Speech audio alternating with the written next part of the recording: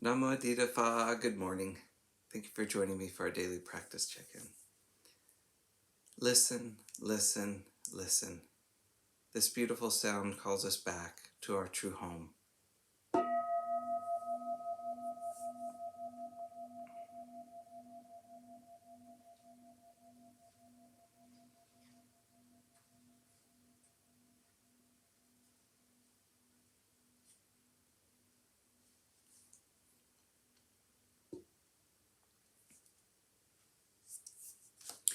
The second mindfulness training. Aware of the suffering caused by exploitation, social injustice, stealing, and oppression, I vow to cultivate loving kindness and learn ways to work for the well-being of people, animals, plants, and minerals. I will practice generosity by sharing my time, energy, and material resources with those who are in real need. I am determined not to steal and not to possess anything that should belong to others. I will respect the property of others, but I will prevent others from profiting from human suffering or the suffering of other species on earth.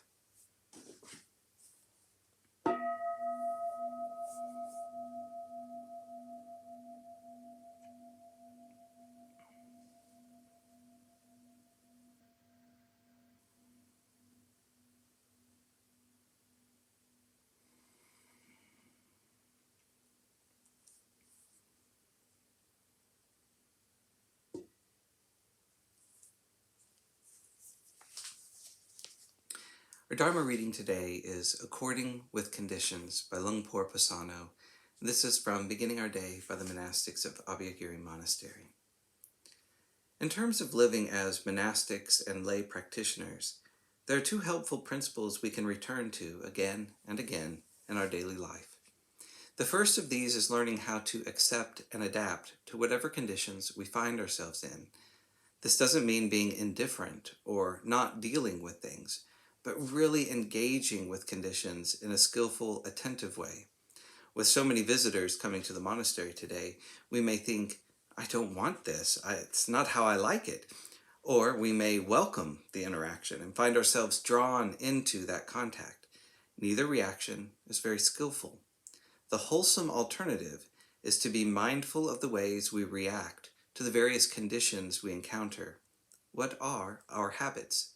How can we develop habits that better accord with Dhamma, that accord with changing conditions, so that a sense of equanimity and balance is more readily available to us? That's very much a part of the monastic training in this lineage, and how Ajahn Chah trained the monks who came to live with him. The second principle is renunciation, nekkhamma, which is an integral part of adapting to conditions. The English word renunciation suggests that we're pushing away or running away from something, but that doesn't reflect the real meaning of nekkhamma, which is a sense of rising up to conditions with a noble attitude. It's a quality that brightens the mind and allows us to engage with the Dhamma. If we neglect opportunities to practice nekkhamma, we miss much of what monastery training is for. Ajahn Chah used to speak about people who became discontented while practicing in a monastery. They might leave and go out into the forest, which was fine for a while, but then they'd get fed up with the forest and go off to the seashore to practice. And after a while, they'd get fed up with that, so they would go off to the mountains. And after a while, they'd get fed up with that too. They neglected to practice renunciation in the circumstances they were in. They didn't engage or rise up to that opportunity. So, in our daily lives, it's important that we apply these two training principles, accepting and adapting to conditions while sustaining a noble attitude of renunciation. These principles can serve as aspirations for everybody, lay and monastic, because we're all apt to spend so much time and effort trying to manipulate circumstances to get what we want, grumbling and complaining about how things are. Instead, we can learn to accommodate, rise up, and meet conditions with a sense of relinquishment, letting go of discontent. When we practice like this, we are likely to find that there's no need to make conditions into a problem for ourselves.